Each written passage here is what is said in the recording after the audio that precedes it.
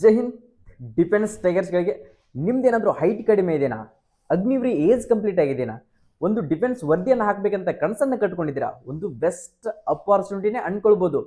Indian ಆರ್ಮಿದಲ್ಲಿ EME electronic mechanical engineering ಅಂತ ಇದರಲ್ಲಿ ಸಿವಿಲಿಯನ್ ಹುದ್ದೆಗಳನ್ನ ಕಾಲ್ಫಾರ್ಮ್ ಅನ್ನ ಮಾಡಿದಾರೆ. ಪರ್ಮನೆಂಟ್ ಆಗಿರತಕ್ಕಂಥ ಹುದ್ದೆ ಟೋಟಲಿ ಬಂದ್ಬಿಟ್ಟು 194 ಹುದ್ದೆಗಳನ್ನ ಕಾಲ್ಫಾರ್ಮ್ ಮಾಡಿದ್ದಾರೆ.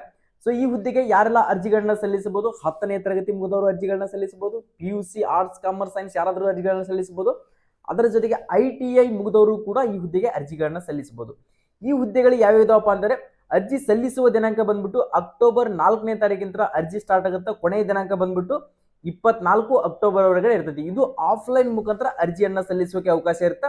ಇದು ಪೋಸ್ಟ್ ಮುಖಾಂತರನೇ ಡಾಕ್ಯುಮೆಂಟ್ಗಳನ್ನ ಫಿಲ್ಅಪ್ ಮಾಡಿ ಫಾರ್ಮ್ ಫಿಲ್ಅಪ್ ಮಾಡಿಬಿಟ್ಟು ಪೋಸ್ಟ್ ಮುಖಾಂತರ ಎನ್ವಲಪ್ ಮಾಡಿಕೆಸಿಂದ ಸೊ ಒಂದು ಅಡ್ರೆಸ್ ಇದೆ, ಆ ಅಡ್ರೆಸ್ಗೆ ನೀವು ಕಳಿಸ್ಬೇಕಾಗತ್ತೆ.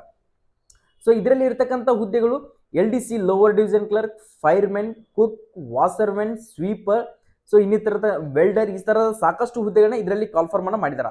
ಸೊ ನೀವೇನಾದ್ರೂ ಈ ಹುದ್ದೆಗೆ ಸೇರ್ಬೇಕು ಅಂತ ಅನ್ಕೊಂಡಿದ್ರೆ, ನಿಮ್ದೇನಾದ್ರೂ ಆಸೆ ಇತ್ತಪ್ಪ ಅಂದ್ರೆ ಇದರಲ್ಲಿ ಏಜ್ ಬಂದ್ಬಿಟ್ಟು 18ರಿಂದ ಹಿಡಿದು 25 ಏಜ್ ಮಟ್ಟ ಇದ್ದವರು ಕೂಡ ಈ ಹುದ್ದೆಗೆ ಅರ್ಜಿಗಳನ್ನ ಸಲ್ಲಿಸಬಹುದು.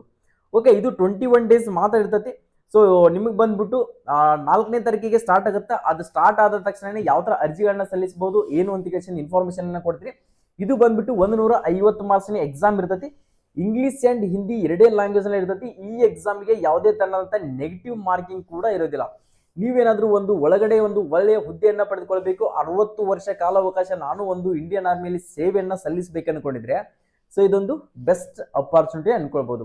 ಡೀಟೇಲ್ ಆಗಿರ್ತಕ್ಕಂಥ ಇನ್ಫಾರ್ಮೇಶನ್ ಅನ್ನು 4ನೇ ತಾರೀಕಿಗೆ ಅಪ್ಲಿಕೇಶನ್ ಸ್ಟಾರ್ಟ್ ಆದ್ಮೇಲೆ ಯಾವ ತರ ಫಾರ್ಮ್ ಫಿಲ್ಅಪ್ ಮಾಡಬೇಕು, ಯಾವ ತರ ನೀವು ಪೋಸ್ಟ್ ಮುಖಾಂತರ ಕಳಿಸಬೇಕು, ಅದು ಅಡ್ಮಿಟ್ ಕಾರ್ಡ್ ಯಾವಾಗ ಬರ್ತದ, ಅದು ಎಕ್ಸಾಮ್ ಯಾವ ತರ ಇರ್ತದ, ಸೊ ಪ್ರತಿಯೊಂದು ಇನ್ಫಾರ್ಮೇಶನ್ ನಾನು ಕೊಡ್ತಾನೆ ಹೋಗ್ತೀನಿ.